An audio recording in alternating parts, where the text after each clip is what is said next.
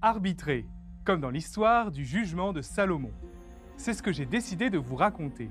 Alors, tenez-vous prêts et embarquez avec moi dans ce récit tout droit sorti du premier livre des rois. Un jour, à Jérusalem, deux femmes, les voici, elles viennent trouver Salomon pour un arbitrage un peu particulier. Une sombre histoire de mort et de vol de bébés. Regardez plutôt. L'une des femmes expose les faits de son point de vue. Monseigneur, cette femme et moi habitons la même maison et nous avons accouché dans la même période. Une nuit, le fils de cette femme mourut. Elle se leva au milieu de la nuit, prit mon fils qui reposait à mes côtés alors que je dormais et le coucha contre elle. Et son fils mort, elle le coucha contre moi.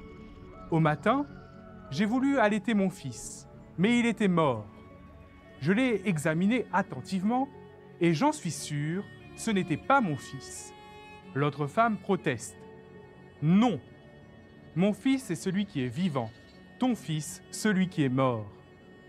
Salomon se demande comment arbitrer une telle situation. Qui ment? Qui dit la vérité? Soudainement, il dit à ses serviteurs, « Prenez l'enfant et coupez-le en deux avec une épée. Donnez-en la moitié à l'une et la moitié à l'autre. » Mais l'une des femmes s'écrie, « De grâce, donnez-lui l'enfant vivant, ne le tuez pas. » L'autre proteste, « Il ne sera ni à toi, ni à moi.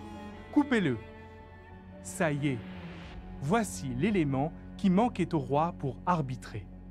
La vraie mère est celle qui préfère donner son enfant plutôt que le voir mourir. Il déclare donc, « Ne le tuez pas, donnez à celle-ci l'enfant vivant, c'est elle, sa mère. » Ainsi, ce brillant arbitrage a été une confirmation que Dieu était avec Salomon, lui qui avait demandé au Seigneur le don du discernement.